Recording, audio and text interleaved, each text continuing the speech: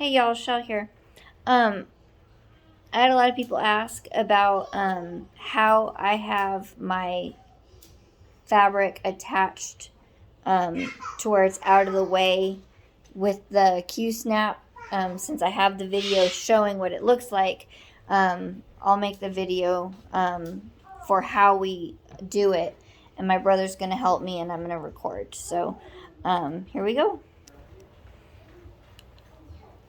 So right now I'm using a larger Q-snap than normal. We're going to put this one on there because I broke the other one, and this is my replacement one. I'm sorry for any background noise. I have a cockatoo and a grandchild. This one is an 11 by 11 with an extension kit. And this one, while it's a good size, it's just too big for me with my stand. I use a Lowery stand, and I stitch in bed, so this one's a bit too big. So here, as you can see, there's... These are the grime cards we made. Yeah, we have... They're oversized from what the normal patterns are that you find online. Mm-hmm. Normal patterns are like that much. Right. We made them taller and longer than the normal patterns.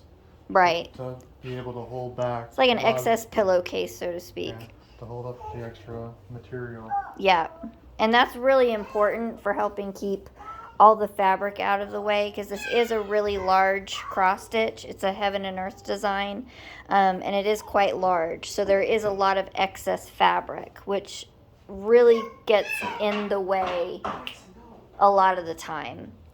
So as you can see, he's untying it.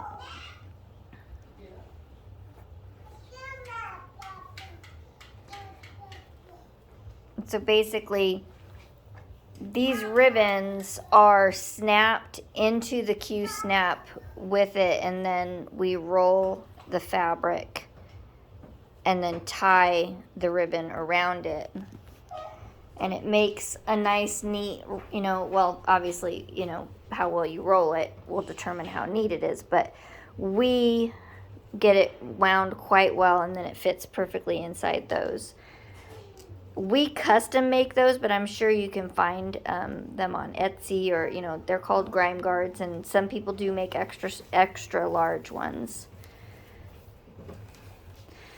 So all this fabric is rolling out of. It was all nice and neat. You didn't see all that in there, did you?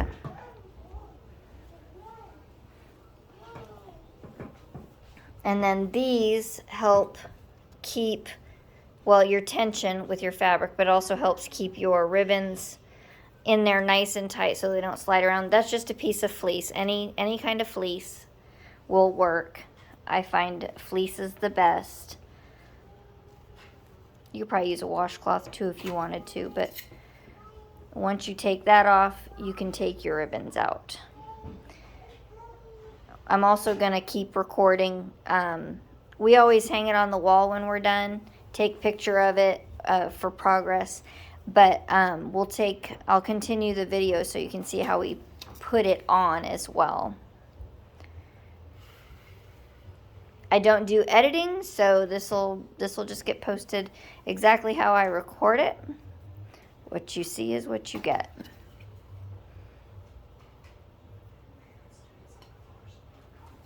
The pattern for this particular project is by MC Escher.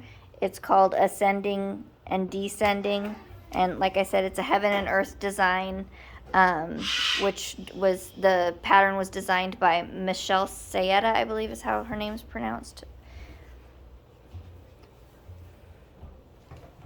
I'm almost, let's see, I think I just finished 20 pages. So. And then you can see on the frame itself, it's another set of ribbons that are actually tied around the frame itself, which are not on tight, so you can got movement, so you can get them lined up where you want them to, because you don't want them to be outside wherever your clips are. So, and then you try to keep them even when you want to put them back on, but we'll cover that more when we're putting them back. Yep.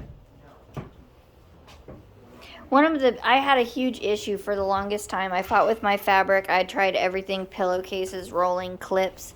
You know, I know a lot of people use those hair clips, but those hair clips have a tendency, the claw, you know, the claw ones, they have a tendency to rip through people's fabric. A lot of accidents happen with people's excess. And I struggled with it for the longest time. I don't know who made up this method. I did not invent it. I came across a video one day, and I sent it to my brother, and I was like, I need to make this happen. Help me make this happen. And within a few short hours, it did. So, I mean, this is a lot of fabric to make fit into a Q snap, but this is my progress. I've had a lot of people tell me that I need to start a stitch with me or a Flosstube. I'm working on it. I don't have a camera and the right means right now to, you know, have a camera on me while I'm stitching. But this is what she looks like so far. It looks great. I'm quite happy with it now. He always takes progress pictures for me.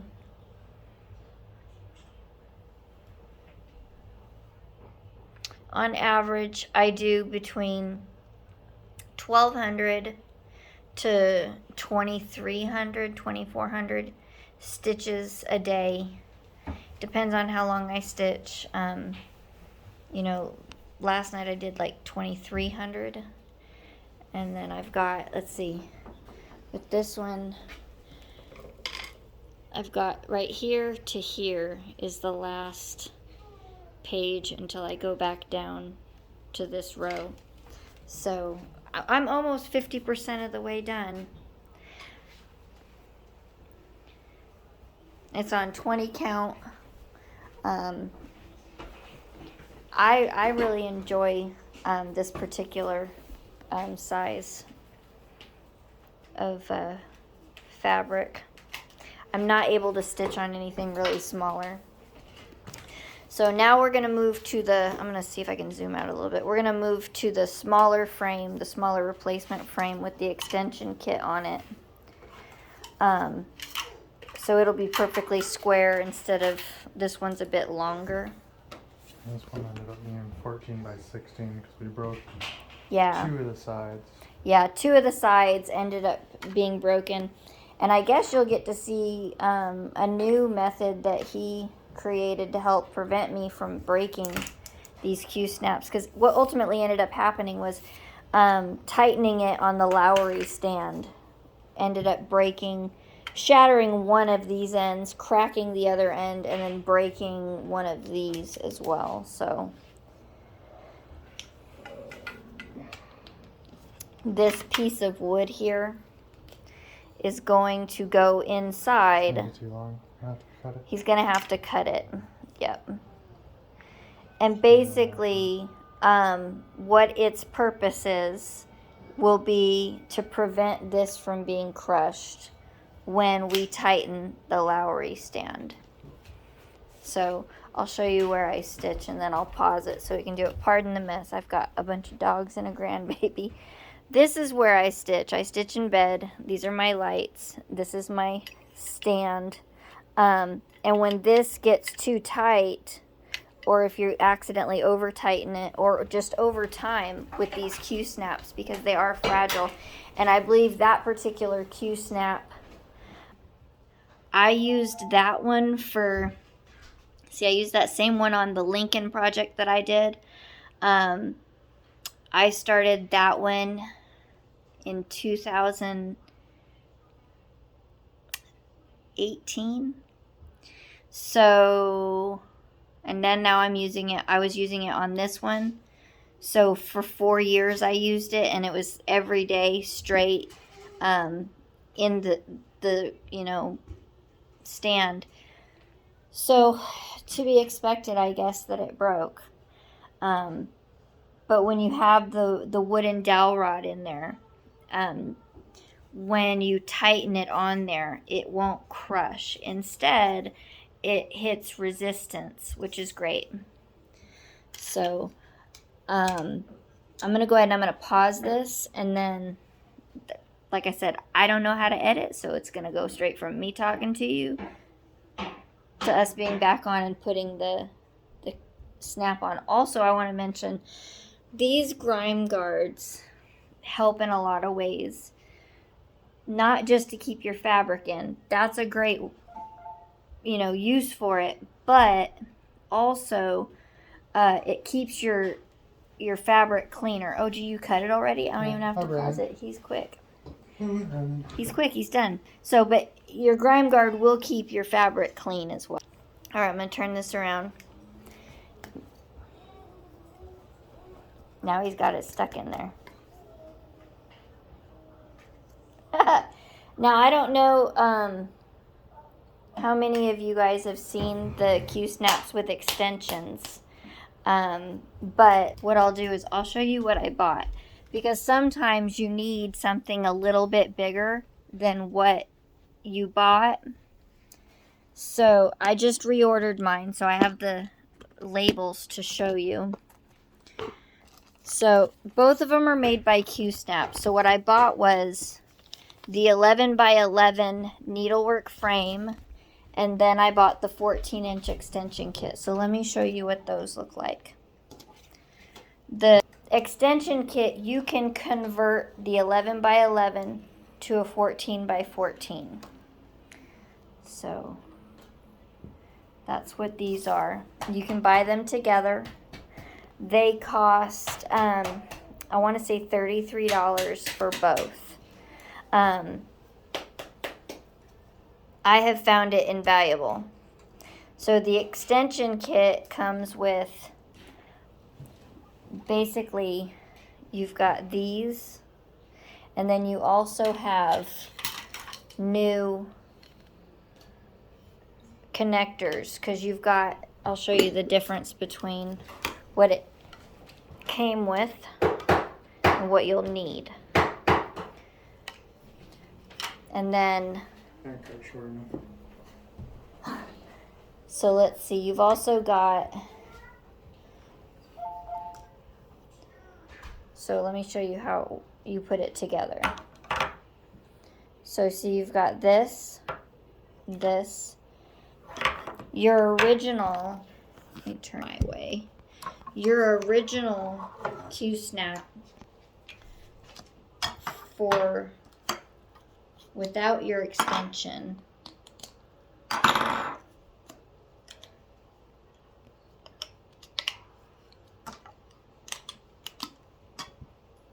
is relatively small because it's an 11 by 11, but you've got your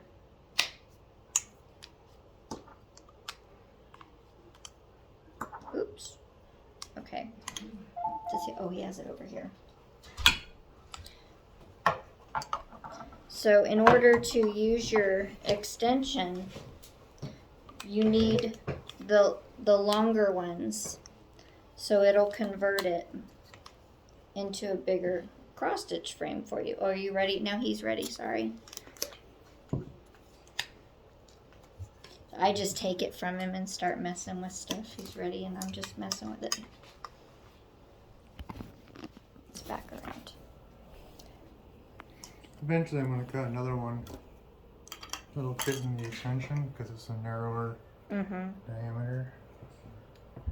So if you see, it's now darker in color there. It's got the dowel rod in there, and it'll prevent it from being crushed, which is great because it stinks when you're in the middle of it and you move your frame and lo and behold, you've crushed it. Sorry, this is all to the frame. I was playing with it while you were gone. Sorry.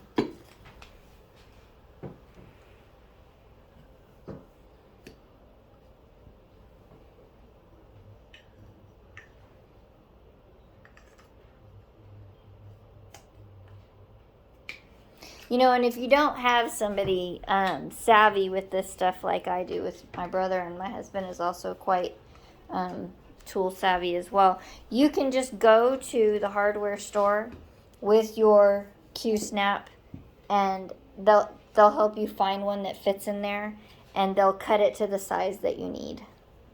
This one was hair too big. I had to sand it down to fit inside. So. Yeah, if you find one that's just a hair too big, you can sand it down. It's real easy to just take a little bit off.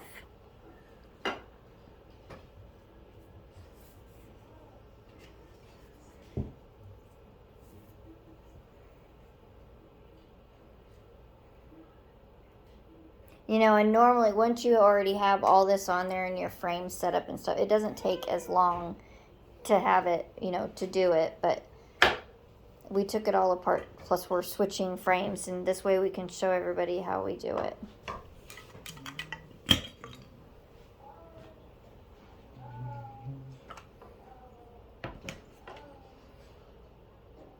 I highly recommend always having an extension kit on hand.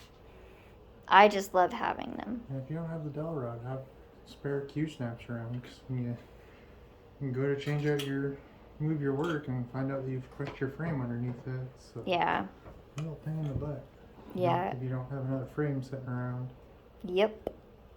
And I didn't, unfortunately. Well, we did. We just didn't have the right size. That's why we. Right. I have a lot of other Q-snaps. I just didn't have. Why we had the 16-inch. Yeah. On the two sides. Yeah.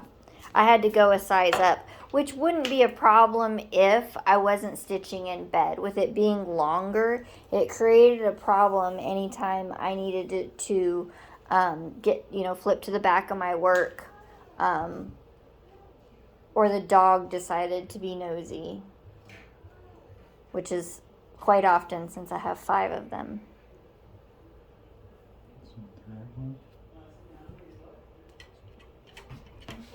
Oh, did you grab the one for this one? I grabbed the 16.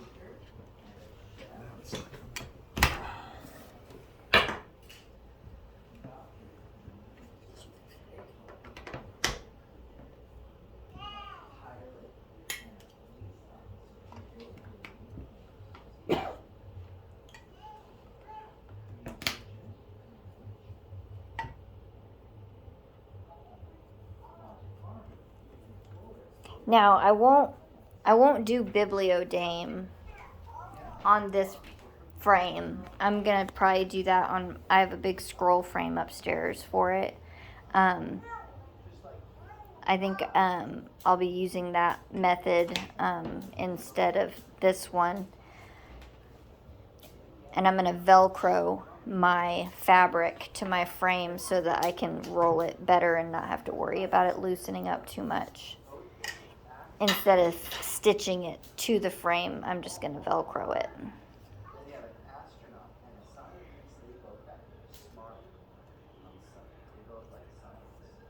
I was also thinking about doing royal rose for that. I haven't quite decided. I do page by page, and I normally, you know, keep myself in a very tidy area, but I haven't tried royal rose yet, and I have my own loose, chaotic method for parking. I would say that it's organized chaos, but it's probably just chaos, and it's really only chaos that I understand. Which I think all of us stitchers are really like that. I don't know that any of us have a method that is, you know, really not unique to us. All right, so the frame is back together. And these ribbons, these are just your run-of-the-mill, super cheap, like. And you want to get the white ribbons, yeah. Because if there's a print on it or anything, it will rub off on your fabric. Yeah, most of these ribbons aren't color fast, so like the friction, like with the these sliding up and over them. Yeah, it'll rub on there. It'll rub them. And the first time we used ones that had glitter in the ribbon. Mm-hmm. Yeah. That was dumb. And then the second time it had, it was blue ribbon with like green polka dots on it. Well, those green polka dots rub off. Yeah, they're like screen printed on. Yeah, so we got some just cheapo white, and it's been working very well. I've been using this for quite a long time. It works great. Now, if you are using the wood dowel method in your Q-snap, now is the perfect time to make sure that you put it on the side that you attach your frame to. Yes. Because I've done it before where dowel rod's here, I had it over here. I went to go put it on the frame and it was in the wrong side. So Yeah. we had to take it all back off. Your dowel rod has to go on the side, and again, if you're using a Q-snap or another frame stand that clips hard, make sure that, like with me, my Q-snap sits. Lowery. My Q-snap sits fits in the into my Lowery stand on the left hand side is where it snaps in. So the dowel rod has to be on the left side. If you're using a different stand where, say, it clamps at the top, make sure your dowel rod's at the top.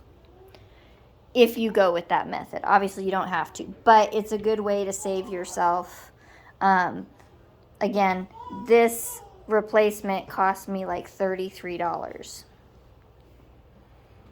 But that's, again, because I use the extension kit with it. Here I'm just getting them spaced out roughly right and getting the ribbons pointing out in the directions that I want them. Yep. But the knots need to be on the inside. So all your knots here, where you've tied your... You don't want it sitting up here like this. Yeah. Because when you go to put your thing on, your clamp on it, your knot is you're gonna push that knot into your That's gonna affect your tension. It's gonna affect your fabric. It's gonna leave a weird little bump in your fabric that's never gonna so go away. And then of course make sure that all your ribbon is lined up outside, because you're gonna put your fabric over it and put your clamps over it like that. And since we use these pieces of fleece, I need to make sure they fit within my fleece as well. Yeah, that's really important. You want to make sure that all of your pieces of ribbon line up with your fleece if you're using fleece or fabric or anything else. Okay. We used to use a unbleached muslin. Yeah, but it was too thin. And it would loosen up way too easy. And then my tension would fail, and then I'd have a loose fabric that would just, move back and forth. I don't have that issue anymore with the fleece. And then, of course, if you have parked threads like I do, you want to make sure that you keep those out of the way.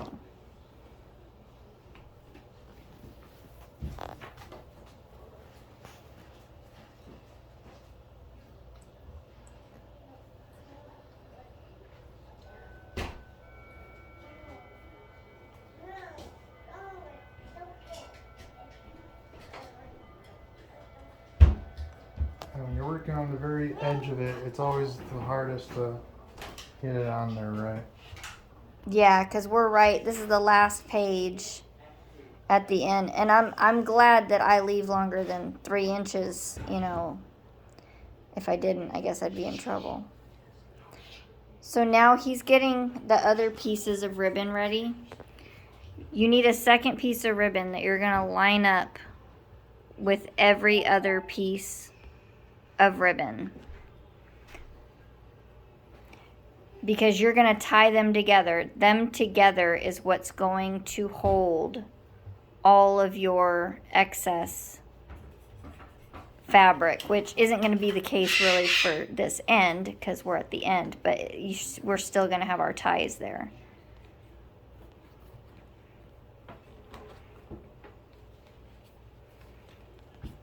So we've got all of our ribbon lined up. I'm sorry about the cockatoo. With our fleece and our clamp on. And just check to make sure all the knots didn't end up in the clamp at all. Yeah. You can feel them on the back side. Back here, they're all just shy of the clamp. Yep. And then we leave the clamp turned inward until we get the other side on, and then we pull the tension out. I do apologize. But since we move things, let's double check, make sure that's moved over here.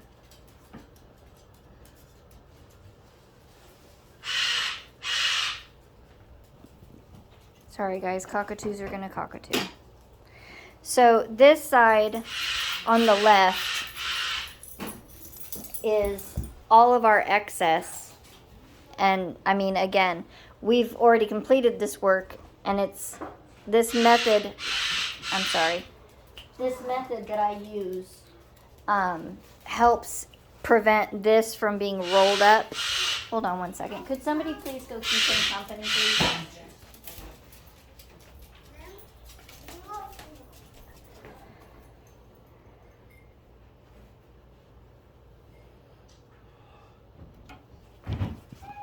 So again, he has to line up, actually I should stand on this side. He's gonna line up the ribbon.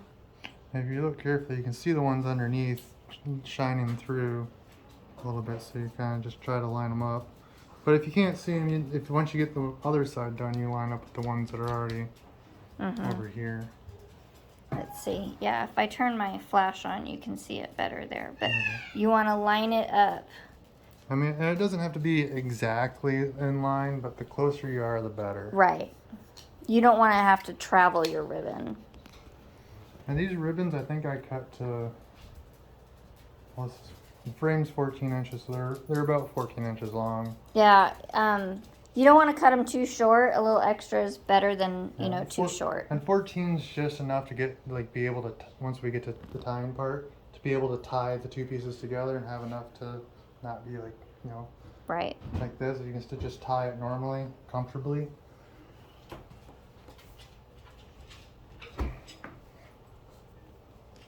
But then it's not too long, and it's not leaving you a bunch of excess.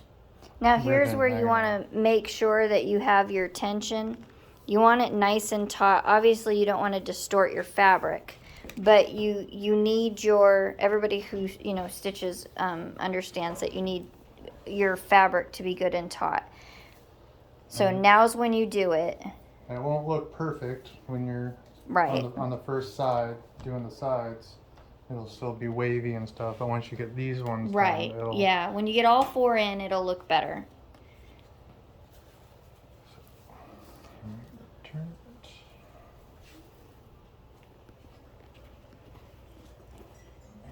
And you want to make sure you adjust your ribbon each time you move it. Because they're slippery, you know. Yeah, they move easily, which is what you want. You do not want to tie these too tight. You want them to be loose to where they can slide up and down, so you can position them easier where you need them. And again, you don't have to worry about it distorting your fabric.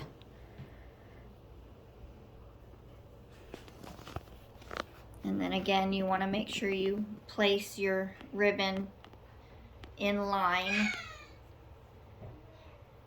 And make sure you're going from the frame inward. Yeah. Because I've done frame out before and then go to tie it and it's like it doesn't tie. If you don't do it inward, you're not going to be able to roll your excess fabric and tie your ribbon like you're going to need to here in a minute. And this may seem a little excessive, but I guarantee you it's going to save you so much time and so much headache while you're stitching. And you're not going to have to worry about any of it again until you move your frame.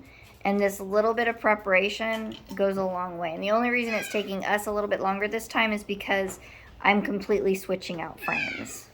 And I'm recording it, so we're, you know, doing a little more step by step. So, all right, now on to the last side.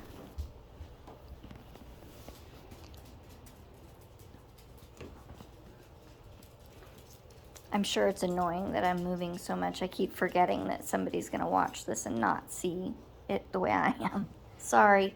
Sorry if you get seasick. I'm not a professional. Hope I you don't took your claim to time be. on Again, you want to make sure that all your knots are down and not up.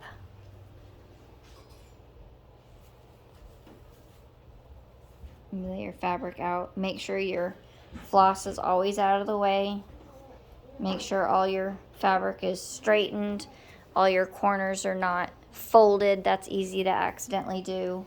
Watch out for all your Yeah, previous done don't ribbons. accidentally clamp your excess ribbons in it.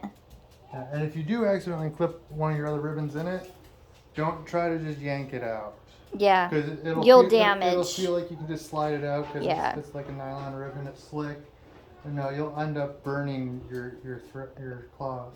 Yeah, you don't want to ruin the last thing you want to do after getting this far into a project is ruining your Aida fabric.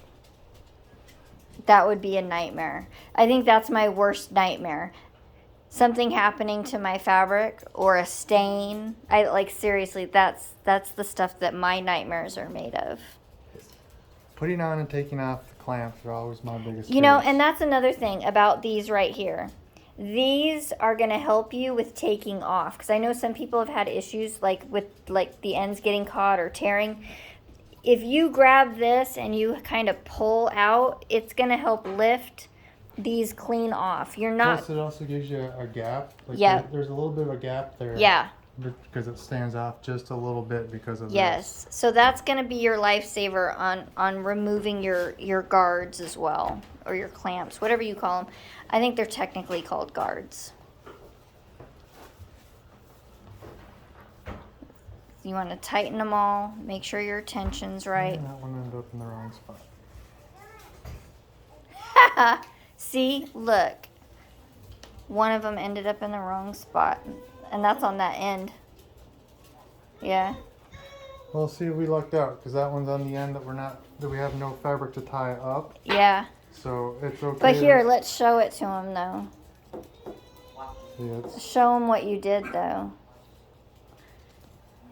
instead of being in the center, It here, ended up down. because this is where the other one, or Right. the back one is. This is where this is. And you want them even, but we ended up not paying attention. And it's on the end. We don't have a bunch of fabric to tie up because we're at the end. So all we'd be tying is just this back up Yeah, out of the way. So but it would have made a difference. Yeah, so we're gonna just leave it as is for this one. But Yeah. normally I take it back off and do it properly. Right.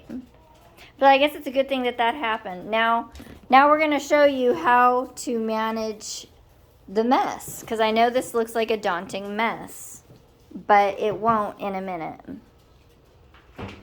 For me, when I'm doing it, I always start with the side that has the least amount of stuff. It's just easier to get the easy one out of the way first. So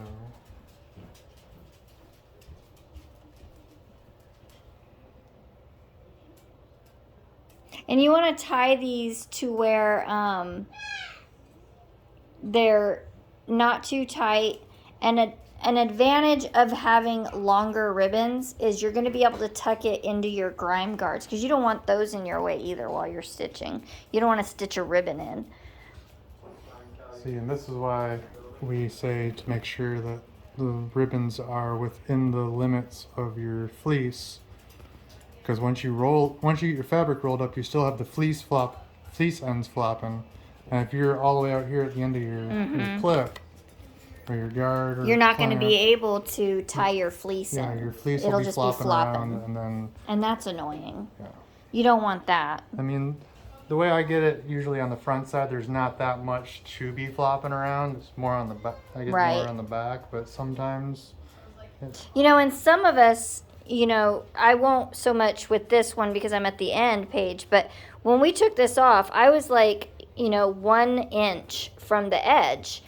If I had something flopping around there, I would probably accidentally stitch it to my project.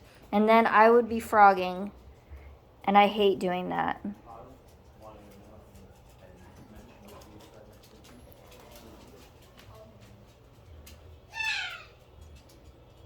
And then once I get done, I can't do it on here because there's nothing to do it with, but I'll come back through, I'll take all the ends and tuck it into the rolled fabric. But Right. these ones, there's nothing to do, so we'll end up just clipping them all together. Like clamp, we got magnetic straps and stuff. Right. We'll clamp them down so they're out of the way. And then I go to the next side that has the least amount to it. I always just This will be the top. Yeah, this is the top now. I always leave the side that has the most on it till last. I don't know why. So now he is where we roll. I fold. He folds. It ends up looking like a roll though. Yeah. I fold in half and then in half again and just. You can do it however works for you, but this is, keep in mind that we do it this way because it strategically helps keep everything inside and out of the way, I guess is the best way to word that. And then you have your choice on where you want to position your excess fabric. So if you're working close to the top of your frame, you can position it and roll it and then tie it so it's here. Yeah. Or if you want it more streamlined and you're not working that close to your frame, or if you don't have a ton, like if you have a roll that ends up being that big, you don't want it there. Right. But I prefer to like get it inside the frame. That's gonna prevent you from being like really bulky all around it, which can be difficult if you have, a ton of bulk on the outside of your frame. But when it comes to the side, unfortunately is going to be this side, the side that clamps. Yeah. The side that's going to go into our lowery stand is going to be the side with this huge wad of and you have fabric. You have to get that inside the frame. Yes. You can't have that sitting on top of the frame Right. here, because when you go to clamp it in, the frame's going to try to clamp on all that fabric, and then you have the chance of damaging things. Right.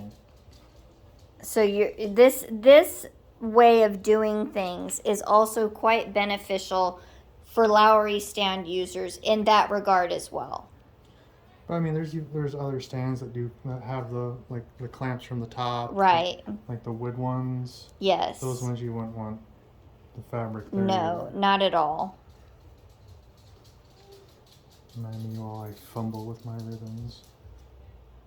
I don't have the dexterity in my fingers to be a ribbon tire. Not a professional ribbon tire. Just play one on the So internet. keep in mind, you don't have to be a professional ribbon tire with, excellent, dexterity to do this.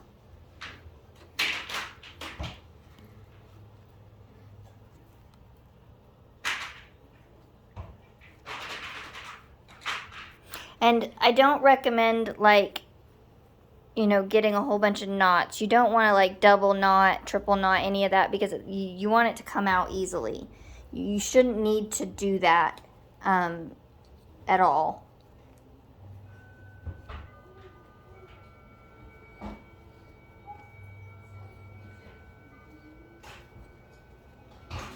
That just helps tuck the ribbons out of the way. And then again, they're all going to go in there. And this time I think I'm going to take the big roll side and take the... All right, time for the big roll. So I'm going to come back through and get this stuff cleaned up to at least somewhat matching what's already been rolled. And then what I find that helps limit a lot of the extra bulk is to fold it in at an angle. And that's going to take some of your bulk and move it to the next side. And just fold what's left over and over again and over again. And then we kind of roll that up, and this is the one that's got to go. Because remember, it has to go inside the clamp of the lowery stand. So it can't be bunched up here on the side. It has to be on the inside. And by doing that initial triangle fold over, it got a lot of the extra bulk down here and out of the way of being Yeah. here. That way, you still got a bunch of workspace. Because if I hadn't, this bolt would be like way out here. Right. So you lose like a bunch of your workspace. Now, if you're not working on a lowery stand and you're just holding on to it, or you got a different clamping system, then you can just have the whole What he bolt means by clamping system is he means stand. Yeah, He's stand. not a stitcher, so Yeah. he's not. He uses like workshop tools type language, Sorry. but he means stand. You know, if you're using an Edmund stand or, you know, something like that. I try. I know the lingo. You do well. Yeah, it doesn't have to be super tight. It can still be a little bouncy. And, Right. You know, And before I put it on the stand, I put that washcloth over that side. because this side doesn't get a grime guard. Either. Right. You're not going to have a grime guard on this side, so you're still going to want to make sure that you protect it. I mean, you can put a grime guard there. It's not the most stable. Right. Now keep in mind, most people when they have a grime guard, it's one piece that goes around the whole thing. And I do have those. I've used those. But when I started doing the much larger projects, and I had all this excess fabric, is when my brother started making me these. Oh, that's not it. Sorry. This here is wide because it's going to hold all this in. A normal grime guard that's one size is usually like that big. You can clean that stuff up later. Try to speed this along a little bit. If you're savvy with making grime guards, you can of course make a one piece one that's that big. I find the additional pieces like this to be far easier for me to use as far as tucking my stuff into.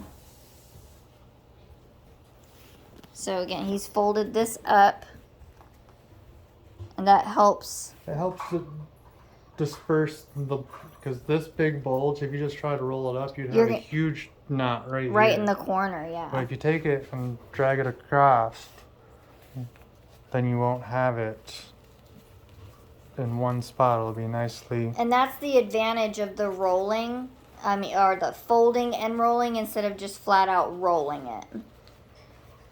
And then normally this would be up in there if there was another side. So I'm just gonna kind of tuck it in. And I lost my ribbons. Nope, darn it. And without all these ribbons, you wouldn't have the ability. Oh, you're losing your I know. towel there. Without all these ribbons, you would lose your ability to be able to keep all of this in place.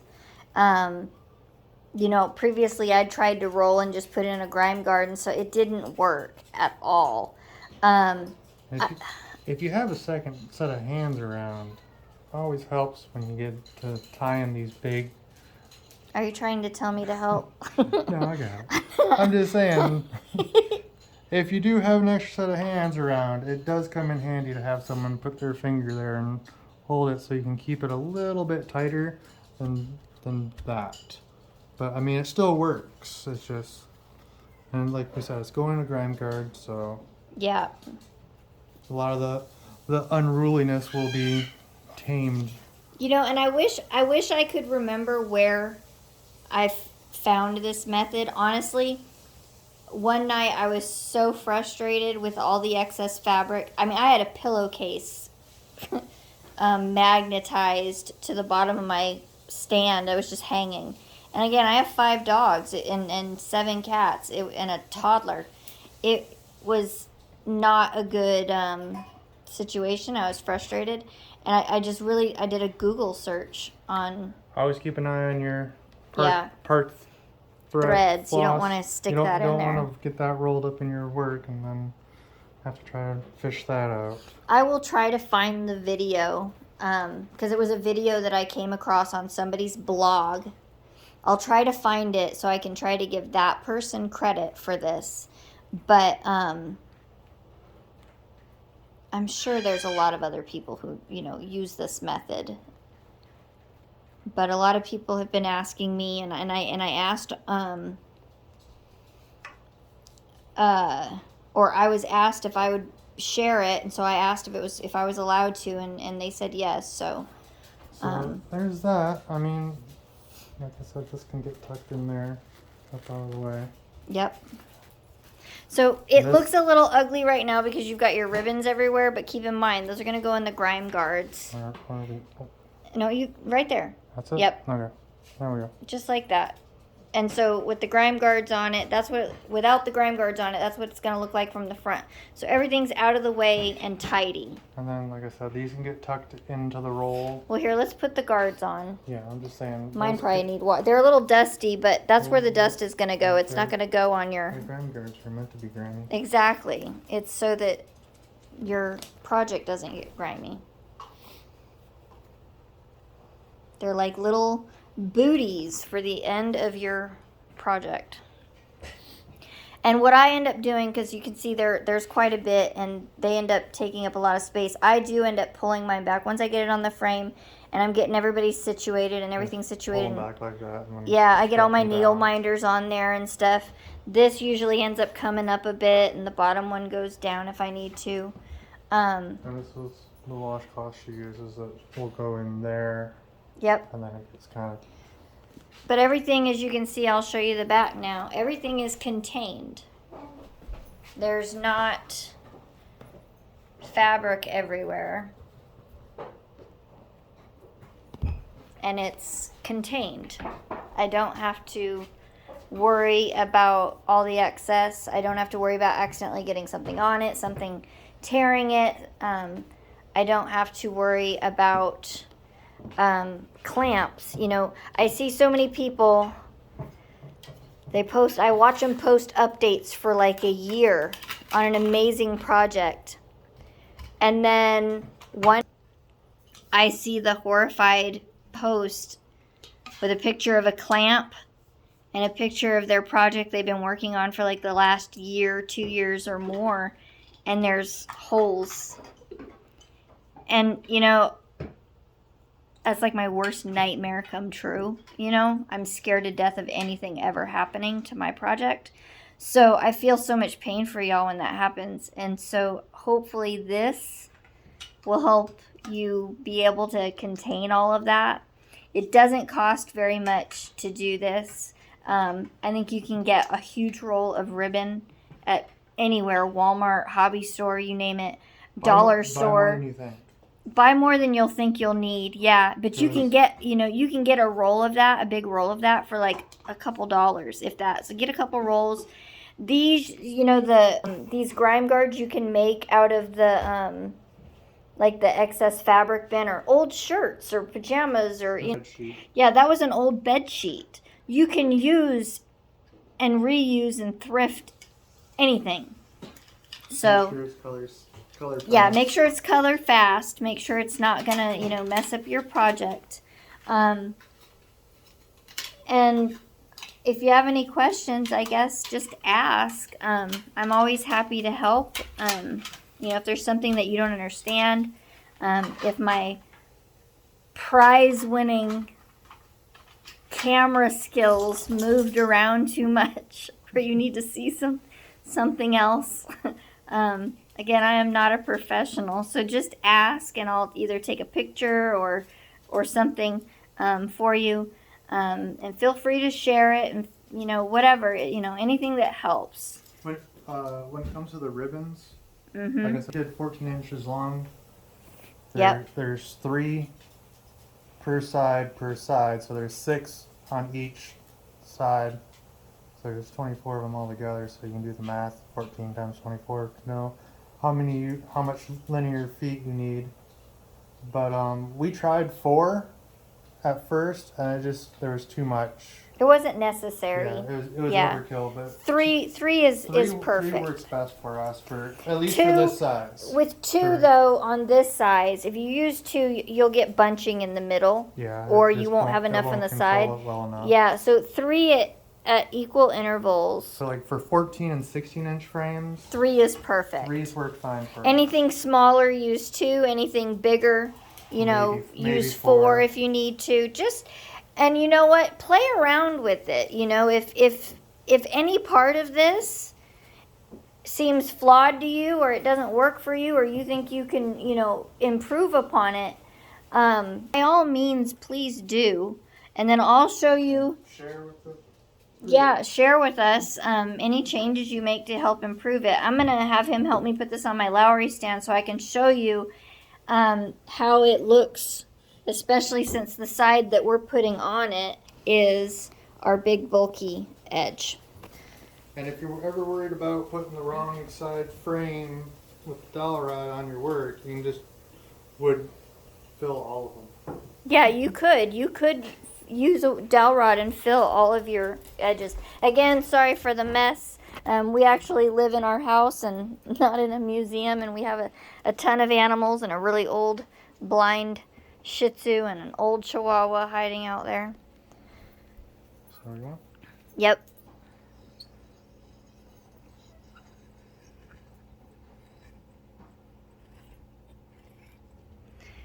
And if you don't tighten it enough, you'll be sitting here stitching, and then out of nowhere, it will fall off, or it'll have loosened or something. And if you tighten it too tight, it just breaks, and you may not even know it broke. It'll break, and you won't know till you took it off. So now it's on the frame, and I'll flip it so you can see. And again, I use 2 lights because, man, I need a whole lot of light.